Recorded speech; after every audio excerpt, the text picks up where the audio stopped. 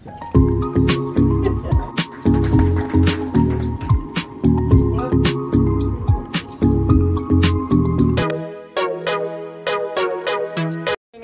आगे कुछ होगा। एक सिंपल सी बात समझिए, आप जैसा सोचेंगे वैसा होगा।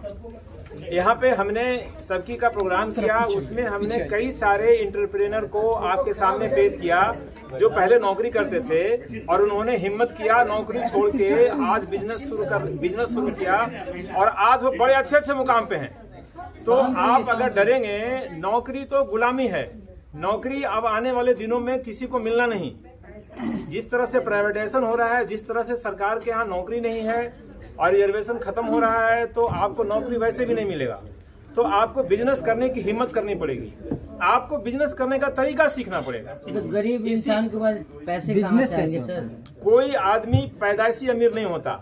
हर कोई टाटा बिरला के घर में और रिलायंस के घर में पैदा नहीं होता। आपको हिम्मत करनी पड़ेगी। और एक से एक एग्जाम्पल है, जो गरीब थे, जिनके पास कुछ नहीं था, थोड़ी सी नौकरी थी, छोटी सी नौकरी थी, उसको छोड़ा, उन्होंने हिम्मत किया। अभी आपके सामने एक उदाहरण बताया कि हम 200 रुपए की सब्जी खरीदते थे और लाके बेचते थे। बात ये नहीं है कि सब्जी खरीदना और बेचना, सब्जी खरीदना ही बेचना नहीं है। आपको सोच बदलनी पड़ेगी कि हमें नौकरी लेने वाला नहीं, नौकरी देने वाला बनना है।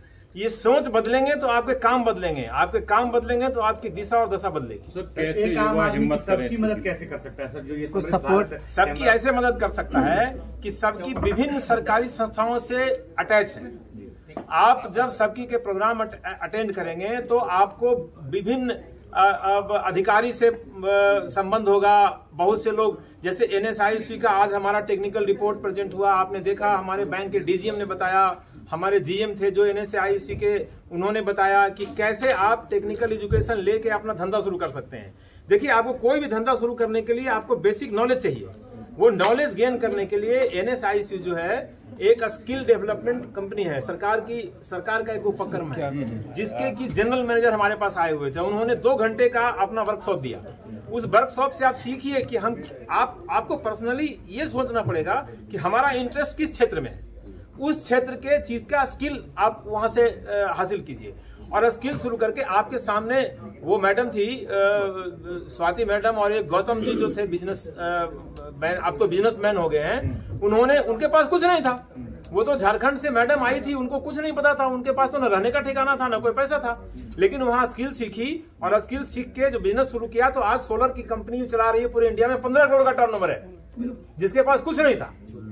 तो आप ये नहीं कर सकते कि जिसके पास कुछ नहीं वो क्या करे।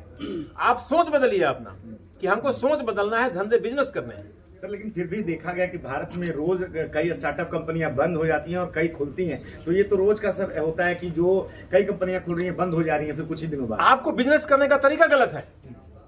आपके पास स्किल नहीं है, आपके पास नॉलेज नहीं है, आपके पास ट्रेनिंग नहीं है और आप बिजनेस शुरू कर। आप अगर तैरना नहीं जानते, नदी में कूद जाइएगा, कहिएगा मैं तो डूब गया। How it is possible? पहले आप कम पानी में जाइए, आप तैरना सीखिए। आप छोटी नदी में जाइए, आप तैरना सीखिए, फिर आप छलांग लगाइए नदी में। हमारी गलत दिशा के कारण हम, नोकिया जैसी दिग्गज कंपनी डूब जाती है एक समय के बाद। आप डूबने वाला को क्यों देख रहे हैं? नोकिया के अलावा 1000 कंपनी है जो शुरू से जमीन से आसमान में चला गया, उसको क्यों नहीं देखते? तो सर, आप लोग कैसे मदद कर रहे हैं sir? Let me answer his question. आपको पता है स्टेटिस्टिकली पूरे वर्ल्ड वाइड एक कंपनी की एवरेज लाइफ 7 years होती है। So it is a process, ठीक है, कि कोई भी चीज जो मैं आपको एक छोटा सा एग्जाम्पल बताता हूँ। आज अंबानी को आप जानते हैं, अंबानी के पिताजी धीरू भाई अंबानी क्या करते थे? नौकरी करते थे ना। उन्होंने सोच बदली ना अपनी कि हमको नौकरी नहीं करना है जिंदगी भर, तो आज कहाँ पहुंच गए। अभी आपके सामने प्रभात नमकीन वाले साहब बैठे होंगे या चले गए। उन्होंने बताया कि मैं भी नौकरी करता था, 1800 की नौकरी करते करते 10,000 रुपये पहुंचा। एक दिन हमने सोचा कि अब नौकरी नहीं करनी है। अब हमें देख लो, हम तो 2 कौड़ी के आदमी थे, हमारे को तो दिल्ली में कोई नहीं जानता था। हमने भी नौकरी करी, लेकिन 6 महीने नौकरी करके हमें समझ में आ गया कि हम नौकरी हमारे बस की नहीं है। तो सर, आम लोगों को आप लोग कैसे मदद करेंगे सर? आम लोग पहले अपना माइंडसेट चेंज करें कि हमें बिजनेस करना है, फिर देखें कि क्या बिजनेस करना है।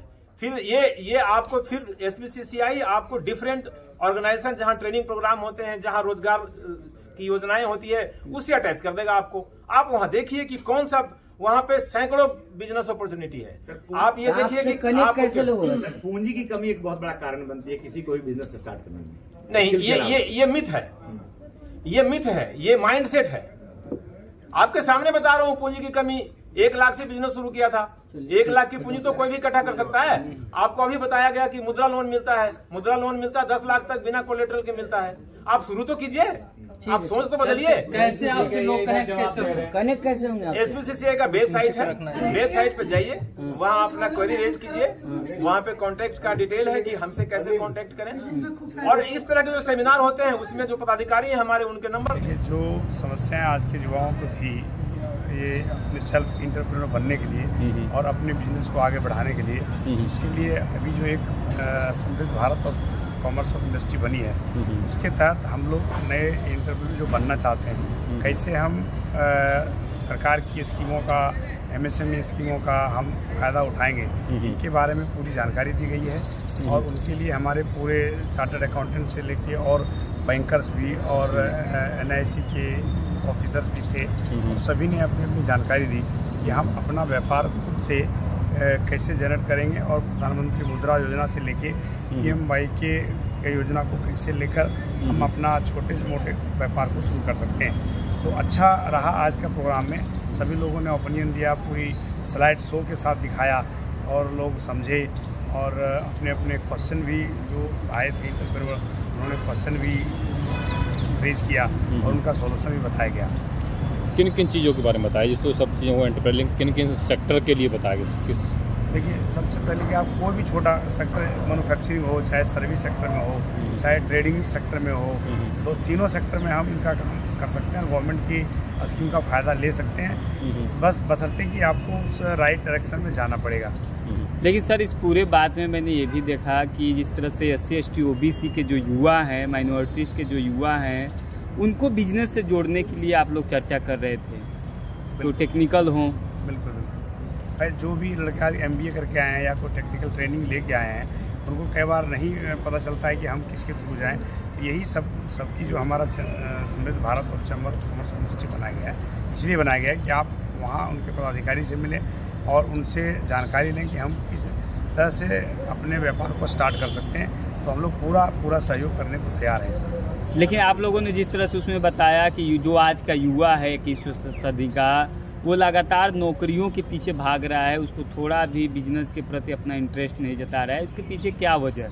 इसके पीछे वजह है कि वो युवा को एक तो अपना फंड की जानकारी नहीं है कि हम फंड जनरेट कैसे करेंगे, और फंड के अभाव में वो बिजनेस नहीं कर पा रहे हैं। बट सरकार ने बहुत सारी स्कीमें दी हुई हैं जो उनको जानने के लिए ही तो ये समृद्ध भारत और चैम्बर कॉमर्स बनाया गया कि आप यहाँ आएँ और एक जानकारी लें कि हम अपने कम पूंजी में भी अपना बिजनेस कैसे स्टार्ट कर सकते हैं। ये हम लोग की विशेष प्राथमिकता है। सर, ये जो आपका मैं वीडियो शूट कर रहा हूँ, सोशल मीडिया के माध्यम से देश के कोने कोने में ये वीडियो जाएगा, लेकिन वहाँ से लोग लगातार पूछते हैं कि बिजनेस से कैसे जोड़ा जाए, कैसे वहाँ पर इन्वेस्ट किया जाए। जो आप लोग बिजनेस के राइट्स बताते हैं, बिजनेस करने का जो तरीका बताते हैं, उनको कैसे वो प्राप्त होगा? देखिए, उसको हमारे समृद्ध भारत और चैम्बर ऑफ कॉमर्स इंडस्ट्री से आएंगे ना, तो हम यहाँ से काफ़ी हेल्प कर सकते हैं जो इस तरह के बिजनेस करने के लिए इच्छुक रहते हैं। बिल्कुल, मैं उनको गाइड करूँगा। तो क्या मैसेज देना चाहेंगे युवाओं के लिए? युवाओं को मैसेज देना चाहेंगे कि अब नौकरी के पीछे ना भागकर अपना खुद का कारोबार स्टार्ट करें, क्योंकि बहुत सारी स्कीम है भारत सरकार में उसका फ़ायदा उठाते हुए अपना रोजगार स्टार्ट करना चाहिए। लेकिन एक लास्ट सवाल है आपसे सर, उसमें चर्चा हो रही थी कि जिस तरह से SC ST OBC लोगों के पास ज़मीन का बहुत बड़ा अभाव है, जो लोग बिजनेस तो करना चाहते हैं लेकिन उनके पास पूंजी कम होती है और उनके पास ज़मीन न होने के बाद बिजनेस नहीं इस्टेब्लिश कर पाते हैं। ये तो है, अगर इसके पास लैंड नहीं है तो वो बिजनेस रेंट पे लेके, रेंट एग्रीमेंट बना के रेंट पे लेके बिजनेस स्टार्ट करेंगे स्टार्टअप में, फिर धीरे धीरे कैपिटल जैसे बढ़ेगा अपना लैंड जरूर हो जाएगा। ये आप मैं कहना चाहूँगा। रेंट